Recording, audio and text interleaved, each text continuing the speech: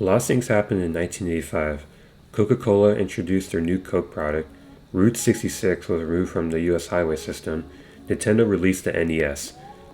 But it was also a very important year for arcade gaming. But why exactly 1985 in particular?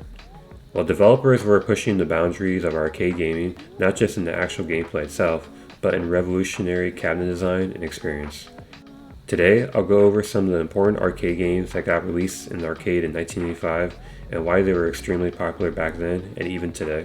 In the late 1970s and early 80s, the majority of arcade games were either one or two player games, but four players on one screen simultaneously? That would be Gauntlet.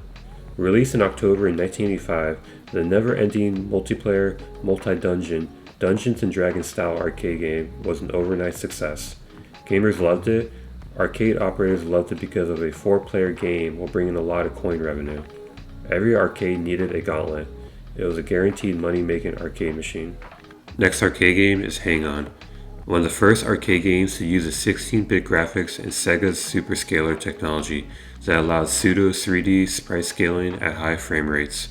Hang On arrived in July 1985 and featured a screen built into the handlebars of the motorbike.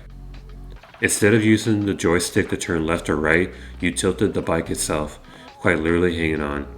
To this very present day, you probably see a Hang On clone scattered throughout different arcades.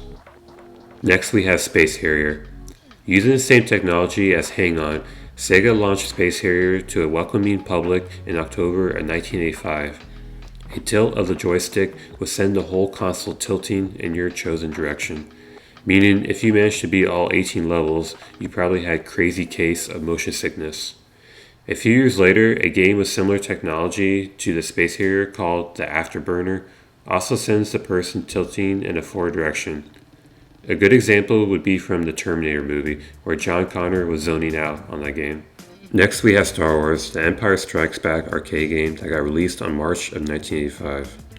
While hype for the Star Wars trilogy was still being talked about after the conclusion of Return of the Jedi, Atari decided to make an arcade game centered around Star Wars Episode 5, The Empire Strikes Back.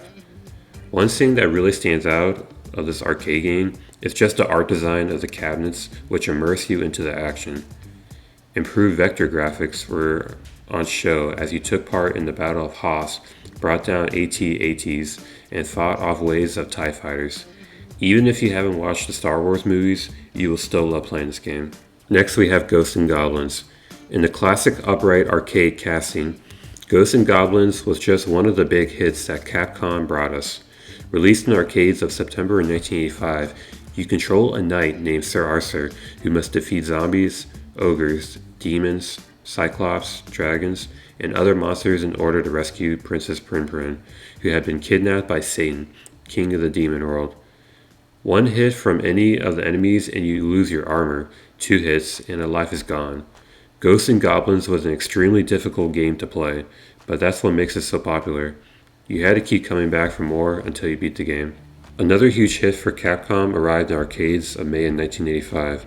The influential run-and-gun vertical scrolling game was perfectly timed to capitalize on Rambo mania, and of course, the Arnold Schwarzenegger movie Commando.